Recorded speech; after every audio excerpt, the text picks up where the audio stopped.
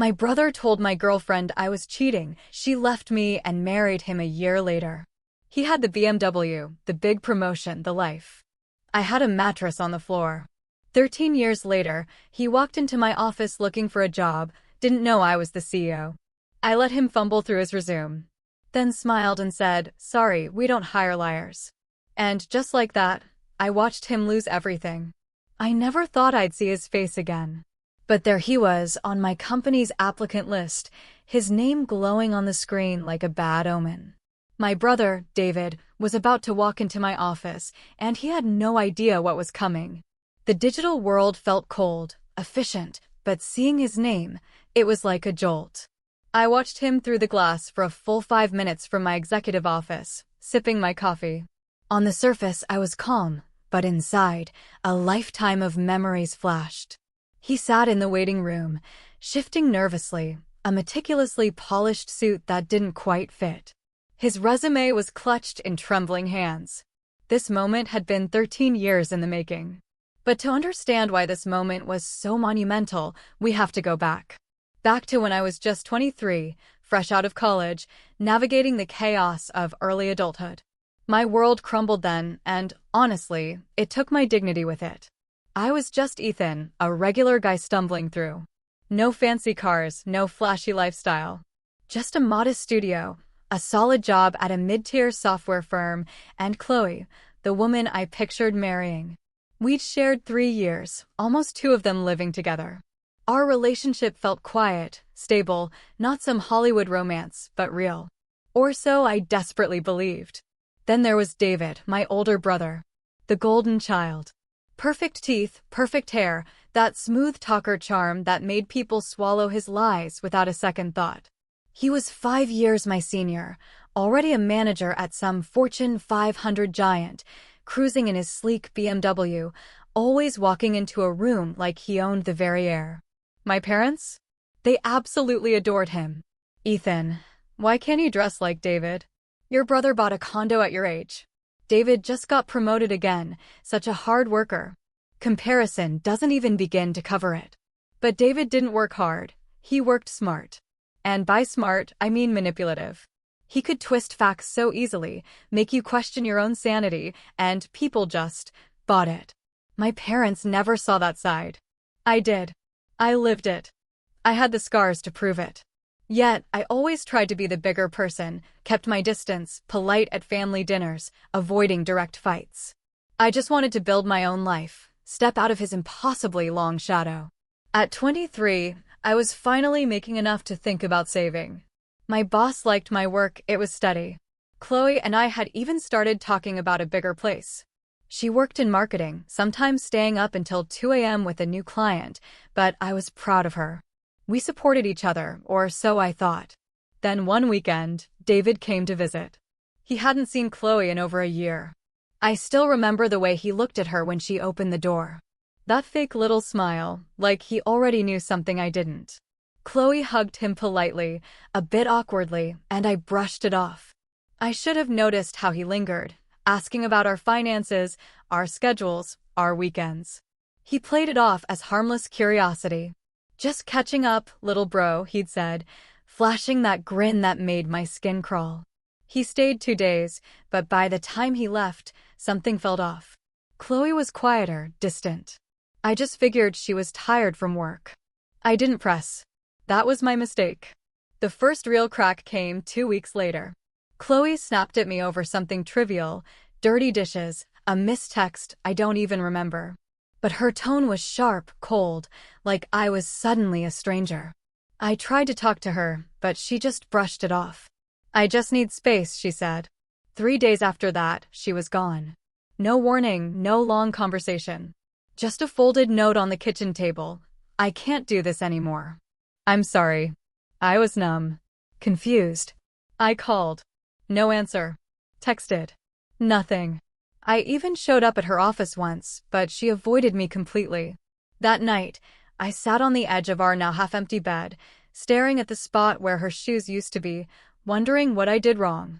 It wasn't until a mutual friend reached out that I got the truth. And when I did, it hit me like a punch to the gut. Apparently, Chloe had heard from David, yes, my brother, that I was cheating on her, that I'd been sleeping with someone from work. He'd shown her fake screenshots. A burner email chain he claimed he stumbled upon. Fabricated chats between me and someone named Sarah. There was no Sarah. I'd never even heard the name. But David had always been good at pretending. Chloe believed him. Didn't even confront me. Just packed up and left. I tried to explain, but the damage was already done. She blocked me everywhere. Told her parents, her friends, everyone. My name became mud overnight. And David? He vanished. Didn't answer my calls. Didn't show up to our parents' anniversary dinner. Didn't even send a courtesy text. I sank into a fog after that. Lost my appetite. Stopped going out. My lease ended 2 months later, and I couldn't afford the new place alone. So, I moved into a dingy studio with a mattress on the floor and a microwave that made weird noises when you looked at it funny. Work was my only escape, and even that felt hollow. What made it worse? Seeing David on Instagram, all smiles with Chloe on his arm. She looked happy, radiant. Even the captions were filled with things like, meant to be, and right place, right time. I wanted to throw my phone across the room every time I saw his smug face pop up. My parents? Oh, they thought it was tragic, but they didn't take sides. Maybe she just wasn't the one for you, Mom said once. Don't let jealousy ruin your relationship with your brother. Jealousy. That word sat in my stomach like acid. They had no idea. Exactly 1 year to the day she left me, Chloe and David got married. A lavish beach wedding. Sun-kissed, expensive. He wore a white suit and sunglasses like some discount James Bond. She looked like a dream. And me? I watched it unfold through filtered photos and a fake smile at the office. That was the year I stopped trying to fix things. I shut everyone out, especially my family. I stopped visiting for holidays, skipped birthdays. I needed to build something for myself, something no one could take away. So I did. I started freelancing after hours. I learned how to code beyond what my job required. Built a few apps, failed hard, learned again. Then one day, I launched a productivity tool that caught on in a niche community. It wasn't sexy. It didn't go viral, but it was stable and it made money, a lot of money. Within 3 years, I quit my job and went all in. I brought on a co-founder, Sam, scaled up slowly, reinvested everything. We got angel funding, then a Series A. I kept my head down, worked nights, slept on a better mattress, but still on the floor because it reminded me of where I started. By year 10, I was quietly a multi-millionaire CEO of a tech firm that no one outside the productivity space had really heard of, but one that had 40 employees, a sleek downtown office, and a wait list of people who wanted to work there. I kept my name off the website. No interviews, no photo ops. Just business. My brother had no idea. We hadn't spoken in over a decade. I heard through the grapevine that his career plateaued, that his big promotion turned out to be smoke and mirrors. That he'd gone through layoffs, taken a few questionable gigs, and downsized from the BMW to a used Audi. Still married to Chloe, though, still smiling in those filtered vacation pictures. But there was something in their eyes that changed over the years. The spark was gone. I saw it, even if they didn't. And that brings us back to the office, to the moment where I asked my assistant to send him in. When he stepped inside and saw me, the color drained from his face like someone had flipped a switch. He didn't speak right away. He stood frozen in the doorway, like his knees were made of sand. I watched his eyes flick from my face to the framed patent certificates on the wall, then back to the nameplate on my desk. Ethan Miller, Chief Executive Officer. The same last name as his, though I'd quietly removed my middle name years ago. David still used his middle name like a badge of honor, probably to sound more impressive in interviews. Ethan?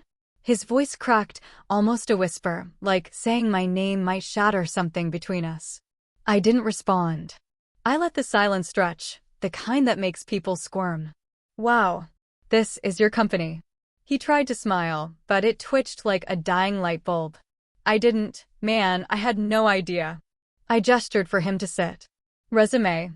He blinked, then fumbled through his leather portfolio, hands trembling slightly. I could see the sweat forming near his temples. He passed the paper over, trying to compose himself. "It's been a rough few years," he said quickly, like he wanted to explain before I even asked. "After the merger at Verticorp, they laid off most of us." I bounced around a bit, consulted here and there, but I saw your listing and thought, small firm, tight-knit culture, interesting product. I'd fit in. I nodded slowly, flipping through the pages like I didn't already know everything I needed to. But the truth? The real story didn't start with that polished suit in my waiting room.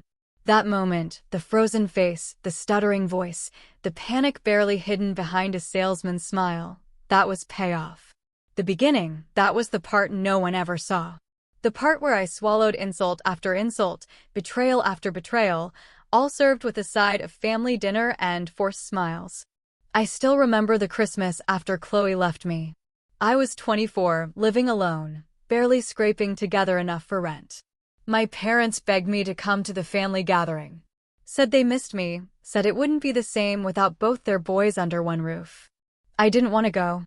Every bone in my body told me to stay home and avoid the circus. But part of me still hoped someone might see what I'd been through, that someone might believe me. I showed up in jeans and a wrinkled button-down. Everyone else was dressed like they were going to a gala. David showed up 30 minutes late in a cashmere coat. Chloe on his arm, her hand resting gently on his chest like they were posing for a magazine cover. My mother rushed over to hug them both like royalty had arrived. "Look who's here," she beamed. "David and Chloe, the lovebirds." I stood in the kitchen doorway, holding a store-bought pie no one touched. I tried to avoid eye contact with Chloe. She didn't even look uncomfortable. In fact, she barely looked at me at all, like I was just another coat rack in the background. We sat down for dinner and my father raised a glass. "To family," he said. "To new beginnings," David added, clinking his glass against Chloe's. I didn't even raise mine. Halfway through the meal, my aunt asked Chloe how she and David had reconnected. "Oh, it just kind of happened," she said with a sweet smile. "We bumped into each other after a rough patch. It just felt right, like we were always meant to be." I wanted to vomit. I excused myself and sat on the porch in the cold for almost an hour. When I came back in, David cornered me in the hallway. That same smug grin plastered across his face. "You look tired," he said. "Rougher." I didn't answer. He stepped closer. "Just so you know, she never loved you the way she loves me." "That's just the truth, man. She saw something in me you'll never have." I wanted to punch him. God, I wanted to break his nose right there between the coat rack and the family portraits. But I didn't. I walked away. After that, I stopped showing up to anything. Birthdays, anniversaries, baby showers. I erased myself from the family photos, and no one seemed to care. Not until years later when the money started rolling in. But even before the success, even before the business took off, I worked like a man possessed. I stopped dating, stopped drinking. I barely spoke to anyone outside of Sam, my co-founder, and a few developer forums. Every spare second went into building my software. Every failed version fueled me like kerosene on a fire. In year 3, I lived on instant noodles and protein bars. I had one pair of jeans, one decent jacket, and a backpack that was falling apart at the seams. I used to laugh thinking about David polishing his BMW while I patched code in the back of a 24-hour diner using their free Wi-Fi. But the worst part, the part that changed me, was my parents. They never believed me about the cheating story. Not fully. They'd say things like, "Maybe Chloe just wasn't happy." Or, "You have to let go of the past." My mother even once said, "You can't blame David for everything. Maybe you weren't attentive enough." That broke something in me. I realized then that I wasn't just second in their eyes. I was disposable. David could lie, manipulate, sabotage my entire life, and they'd still set a place for him at the table while I sat alone. But I didn't argue. I let them think what they wanted. I let them have their precious golden sun. I had work to do. By year 5, we were profitable. Not just scraping by. We were growing. Our client base doubled, then tripled. I hired our first full-time staff member, then 5 more. I moved into a real apartment. Not big, but clean. White walls, hardwood floors, a real bed, still on the floor though. I wasn't done yet. I watched from the shadows as David's glow dimmed. I heard through cousins that Chloe had picked up extra work, that the BMW was sold, that David was on LinkedIn every week, open to new opportunities. Funny how karma doesn't move fast, but it moves. And that brings us back to the office, to the moment where his hands shook as he tried to sell me on his experience. "I know you're probably shocked to see me here," he said, laughing nervously. "But honestly, Ethan, I'm proud of you. Look at all this. You did great." I leaned back in my chair, tapped the corner of his resume, and said, "Why'd you leave Ardent Systems?" He blinked. "Oh, a mutual separation. Because the VP accused you of falsifying reports. Isn't that right?" His eyes widened. "That wasn't. Listen, that was all exaggerated. Office politics. You know how it is." I tilted my head. "What about Thales Tech? You listed strategic partnerships, but the CTO flagged your name as untrustworthy." He opened his mouth, then closed it again. His face had gone pale. "I did my homework, David. You weren't just unlucky. You were sloppy." There was silence. Then he finally said it. "I messed up. Okay, I messed up. I got too confident. I cut corners. I burned some bridges. I'm not perfect, but I can fix this. I just need someone to give me a shot." And that was the moment, the breaking point. Not because he was groveling, not because I had the upper hand, but because in his voice, I heard the same tone I'd once used. That desperate, hollow feeling when everything slips through your fingers and no one believes you. The difference was I hadn't deserved it. He had. I could see it on his face. The slow realization, the dawning horror that the kid brother he once humiliated now held his future in his hands. And I wasn't done.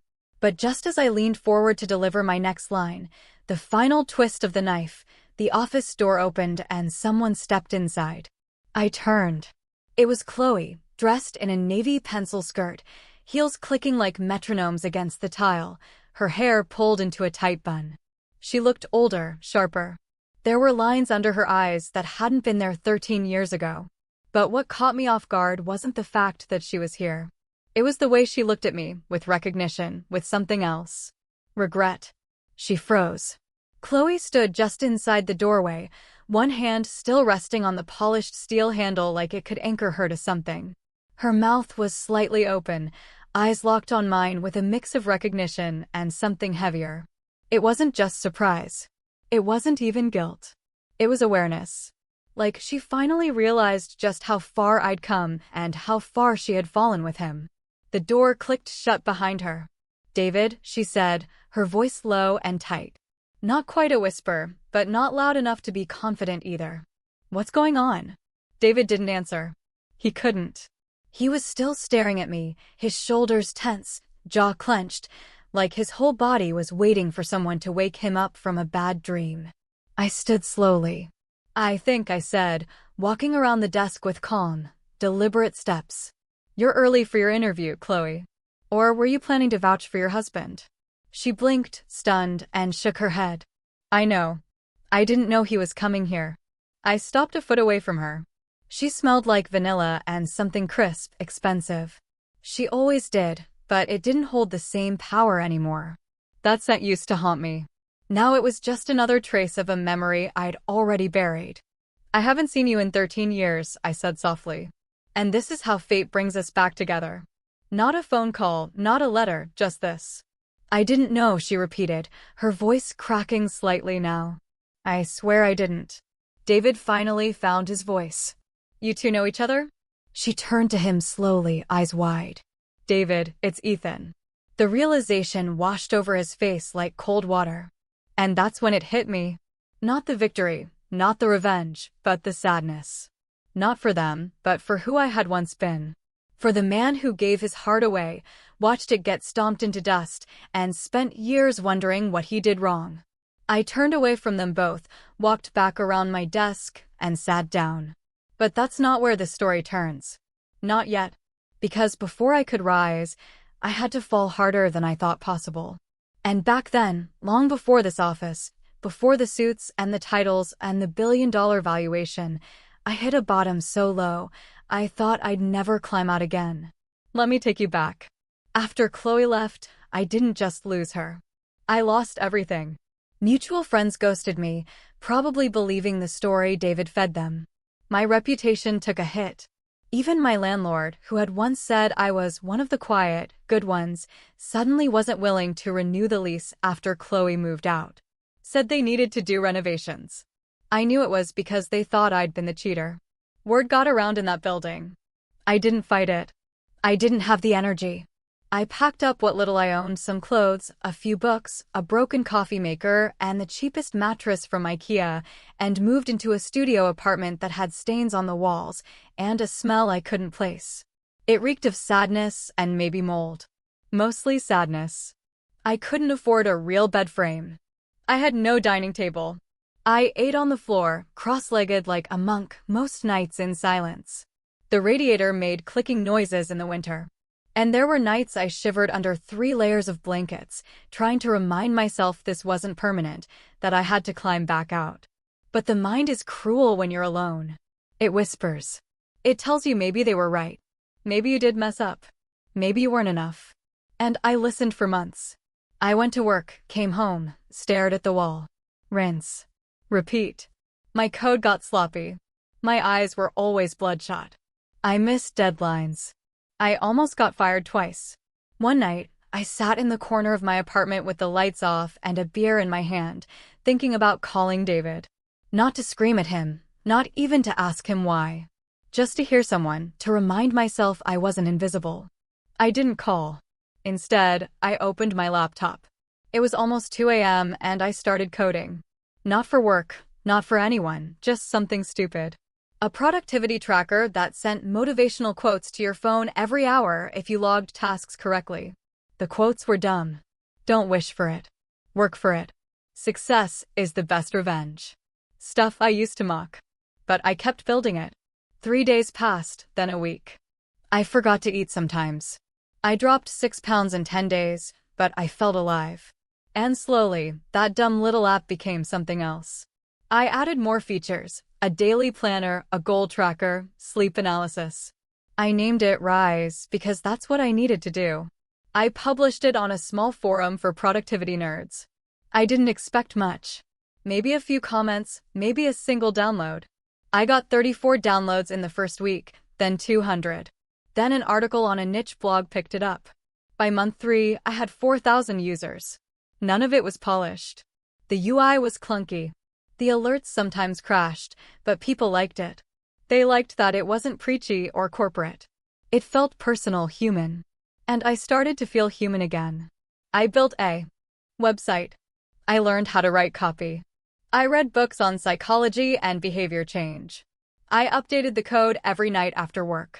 And eventually, I emailed an old colleague from college, Sam, the one person who had always believed in me. He'd been laid off from his startup and was consulting part-time. I pitched him hard. He said yes. We worked out of a library most days, used free trial credits for cloud services, had arguments over stupid UI colors and button placement, but we clicked. We incorporated a year later, built our first proper version of Rise, signed our first partnership with a school district that used it for student productivity. Then came the seed funding, then more. People told me to slow down, to scale carefully. I didn't listen. I worked 16-hour days. I lived in my hoodie. I stopped dating, not because I didn't want to, but because I didn't trust myself to open up again. Not yet. But I was climbing, one step at a time. I bought a bed, a real one, then a desk, then a small office space with a glass wall and a door that locked. I didn't buy a car, still took the bus. I wasn't there yet, but I was close. And every milestone, every new contract or hire or round of funding, I wrote it down in a journal I kept under my pillow because no one believed in me when it mattered. So I had to believe in myself twice as hard. Back in the office, David was sweating. He shifted in his seat, stealing glances at Chloe, who had gone eerily silent. "Ethan," he said again. "Come on, we were kids back then. I was stupid. You were stupid. You can't still be mad." Mad? No, I wasn't mad. I was something deeper than that. I was done. But just before I could speak, Chloe stepped forward. "I want to talk to Ethan," she said. Her voice wasn't soft anymore. It was steady, clear. She looked at David. Alone, she added. He stared for a beat, then got up slowly and left the room. The door clicked shut behind him. Now it was just us, the woman who once left me without a goodbye, and the man who had turned heartbreak into a multi-million-dollar company. I looked up. She was already crying. And then she said something I never expected. Something that made the air in the room change. Ethan, I made a mistake. Her voice cracked on the word mistake like it had taken 13 years to push it through her throat. I didn't flinch. I didn't blink. I just stared at her across the room, suddenly aware of how small she looked now. Not physically. Chloe still had that posture, that elegance. But something in her presence had dimmed. The certainty was gone. The untouchable confidence she used to carry like perfume had worn off. What kind of mistake? I asked. Her eyes filled up fast. I believed him. Silence. She looked at the carpet, then back at me. I believed every word David said about you back then. About the cheating, about the messages. He showed me everything. I didn't even question it. Why would you? I said, keeping my tone steady. He had the suit, the job, the smile. He could sell a drowning man a glass of water. She tried to laugh. It came out as a broken breath. I was young, dumb, and, honestly, I think part of me wanted to believe him. That gave me pause. I sat back, studying her. What do you mean? I was scared, she said, wiping her eyes. You and I had something real, but it wasn't exciting. Not in the way I thought it should be. You were quiet, focused, you worked late. You were building a future, but I wanted fireworks. And David, he came in like a storm. He knew exactly what to say, exactly how to make me feel like I was the only thing that mattered. And you married him. She nodded slowly. Worst decision of my life. I wanted to feel satisfaction. I really did. But instead, I felt like I was watching someone realize they'd boarded the wrong train and the next stop was nowhere. Then why are you here? I asked. She paused. Her eyes scanned the office like she was searching for the right answer in the wood grain. I didn't come for him, she said finally. I applied for a role in your marketing team last week. I didn't even know it was your company until 5 minutes ago when I saw your name on the door. I raised an eyebrow. So, you're telling me after all these years, you show up at my office on the exact same day your husband walks in for a job interview and it's a coincidence? She blinked. You think I planned this? I didn't answer. The truth was, I didn't know what to think. Chloe had always been good at wearing honesty like armor. You didn't realize until too late that it was painted tin, not steel. I'm not here to play games, Ethan, she said, voice quiet. I don't want to make excuses. I came because I needed a job. That's it. You came because you needed something, I repeated. That part sounds familiar. She didn't argue. I stood slowly and walked toward the window, watching the rain smear lines across the glass. Down below, traffic moved like nothing in the world had changed. But up here, everything had changed. And I was ready to act. Because here's the thing about revenge. It doesn't come from rage. That's amateur hour. The best revenge is quiet, patient, surgical. I wasn't going to scream at David. I wasn't going to post screenshots or scream gotcha in front of the entire office. No, I was going to make him watch as everything he built crumbled and everything I built stood tall without him. So I turned back to Chloe and nodded toward the door. Tell him to come back in. She hesitated. Ethan. Then she went. 2 minutes later, David re-entered the room. His tie was slightly askew, and there was a new crease in his forehead. He looked like a man walking into a courtroom without a lawyer. I gestured to the chair. He sat. Chloe stood to the side, arms crossed, eyes locked on the floor like she wanted to disappear. I opened the folder in front of me and pulled out his resume. Let's get back to the interview, I said. Tell me, David, why do you want to work here? He blinked. I think it's a great company, fast-growing, strong leadership, good values. I smiled. And what would you say are your strengths? He swallowed. I'm a problem solver. I know how to manage people. I understand pressure. I've been through a lot these past few years, but I've come out stronger. I nodded. Interesting. And weaknesses? He hesitated. I guess I can be a little too focused sometimes. Focused? I repeated. He nodded, relieved to have found his footing. I get obsessed with results. I don't stop until the job's done. That was a lie. David never finished what he started unless someone else could take credit for it. I leaned forward, interlacing my fingers. So, here's my next question. What would you do if you found out someone on your team had falsified data in a report to get ahead? He froze. Well, I'd report it, he said, choosing his words carefully. Immediately. That's unethical. Would you confront the person? Yes. And if it turned out they'd done it more than once, I'd push for termination. We can't have that kind of behavior in the workplace, even if that person was family. He paused for one brief moment. The mask slipped. Ethan, he said, voice quieter. I'm trying to move forward. Whatever happened between us? Please don't try to rewrite history. I picked up his resume and held it between two fingers. You lied. You destroyed a relationship. You poisoned our family. And then you lived the high life on the ashes you left behind. I dropped the paper. I should blacklist you from every firm in this city. But I won't. I don't need to, because you've already done it to yourself. His face reddened. He opened his mouth to speak, but I cut him off. You're not getting the job, David. He flinched like I'd hit him. I can't hire someone with your track record, and I especially can't sponsor a known fraud. I stood. That'll be all. He stood too, slower. Ethan. That'll be all. He turned and walked out, shoulders slumped, hands trembling. Chloe didn't follow him. I looked at her. I'm not your enemy, she said softly. Not anymore. You were never my enemy, I said. You were just weak. And he knew how to exploit that. Tears welled up in her eyes again. But this time, I didn't care. I turned back to my desk and opened my laptop. She lingered for a moment, then walked out. But I wasn't done. The setup had just begun. That night, I called Sam. I want to create a new role, I said. He chuckled. Let me guess. Head of Petty Revenge. Not quite, more like Director of Redemption. Sam had been with me since the Rise days. He knew the whole story, every cracked piece of it. He didn't even ask for an explanation. All right, he said. What's the plan? I smiled.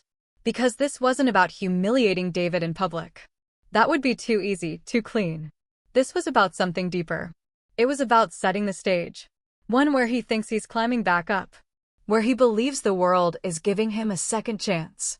Where he starts to taste stability again. And then, just when he needs it most, I take it away. But I couldn't do it from my desk. I needed more.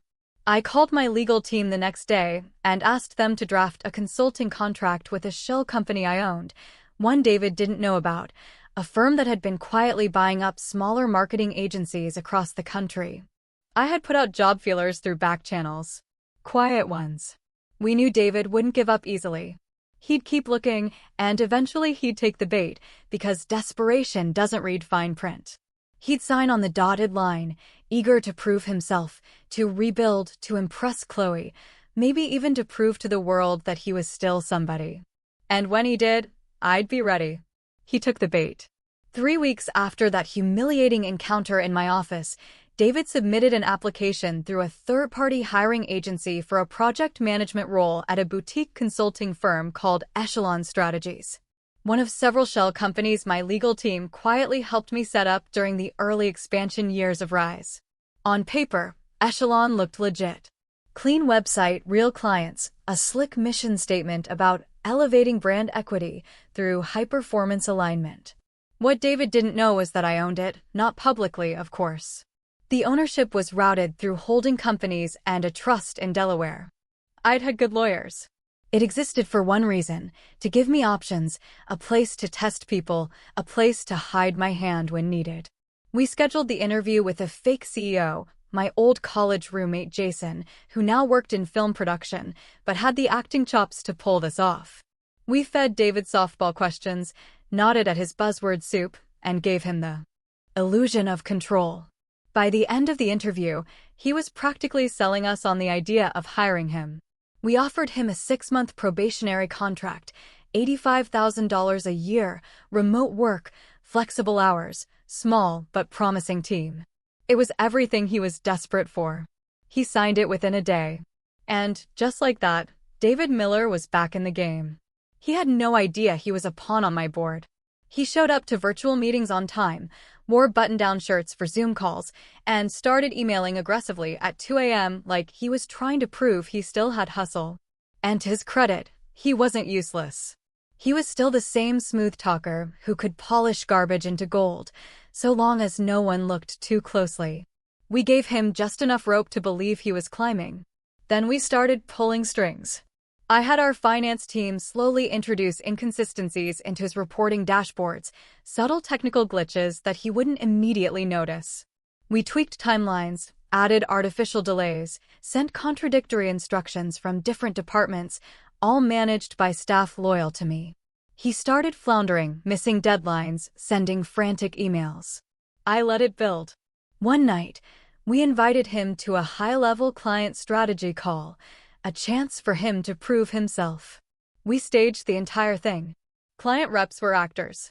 The project materials were gibberish and corporate jargon, and the timelines were designed to contradict each other. It was a setup so clean, so precise it could have been a military op. David stumbled, tried to bluff, got caught. After the call, the client pulled out of the project. He panicked, emailed the fake CEO, called HR, demanded answers, blamed junior staff, blamed broken systems. At one point, he even implied it was sabotage. We responded with a 2-line email. Due to the recent project failure and client complaint, your contract will not be renewed. Best of luck in your future endeavors. But I wasn't done, because revenge isn't just about the fall. It's about the landing. I had a final play. 3 days after his contract was terminated, David received a legal letter delivered by courier. It wasn't a lawsuit. It was a claim. Echelon Strategies was formally requesting repayment of the client's lost revenue, $14,700, based on a clause buried deep in the contract he signed. In the event that negligence or misconduct by the contractor results in loss of revenue for the client, the contractor may be held personally liable for damages up to and not exceeding 2 fiscal quarters' value of the project. It wasn't enforceable in full, of course. My legal team knew it. Any half-decent lawyer would challenge it. But we also knew David didn't have a lawyer. He couldn't afford one. He called the Echelon office lines 6 times in one day. No one answered. He emailed twice. No reply. He tried messaging the CEO, Jason. Jason responded with a single line, "Please forward all legal questions to our external counsel." He forwarded the email to a non-existent law firm. And then I struck the final blow. It was a Wednesday when Chloe showed up at Rise HQ again, uninvited. My assistant buzzed me. "She's in the lobby, says it's urgent." I almost ignored it, but something in me wanted to look her in the eye one more time. She came in with a manila folder in her hand and a look I hadn't seen before. It wasn't guilt. It wasn't regret. It was resignation. "David is losing it," she said, skipping pleasantries. "He hasn't slept. He thinks he's going to be sued. He sold the Audi last week and canceled our gym memberships." I leaned back, silent. She put the folder on my desk. That's everything I could find. His fake screenshots, the burner email account he used, chat logs, metadata. He kept backups on a thumb drive in the garage. I think he was proud of what he did. I flipped through the folder page by page. It was damning and 13 years too late. "Why give this to me now?" I asked. She hesitated. "Because I want out. And because maybe I should have done this years ago." I closed the folder. "You're not a victim, Chloe." "I know. And you're not a hero." She nodded. "I'm not giving you a job," I said. "I don't care how qualified you are. I didn't come here for a job. Then why come at all?" She swallowed. "To say goodbye." I nodded. "Then goodbye." She left without another word. I never saw her again. David, though, he stuck around, because the world doesn't let men like him disappear quietly. 3 weeks after the contract termination, he posted on LinkedIn claiming to have been let go due to internal restructuring. He begged for job leads, tagged 5 CEOs, pitched himself as an experienced growth expert seeking new challenges. The post got 2 likes. I watched in silence as he tried freelancing, made a course on brand acceleration, pitched a webinar. No one showed up. His website expired, his email bounced. Last I heard, he was working part-time as a contractor for a mid-tier firm in a city 3 hours away. No office, no BMW, no marriage. Chloe filed for divorce 6 months later. Cited emotional mistreatment and irreconcilable deceit. My parents never said a word about any of it. They sent a card on my birthday that year. No return address, just a signature. Love, Mom and Dad. I never opened it. People think revenge is about fire, about rage, about watching someone scream and grovel and beg. It's not. Revenge is cold. It's silence. It's patience. It's building something so strong, so undeniable that the people who tried to bury you have no choice but to suffocate under the weight of your success. I never yelled. I never threatened. I never touched him. I just gave him a mirror and he destroyed himself. The last time I heard David's voice was on a voicemail I still keep saved. Not because I need it, but because it reminds me how far I've come. Ethan, I don't know what happened. I don't know what I did to deserve this, but I need help. Please, just call me back. I never did. Because the best part of revenge is knowing they'd do anything to undo the damage, while you've already moved on. What would you have done?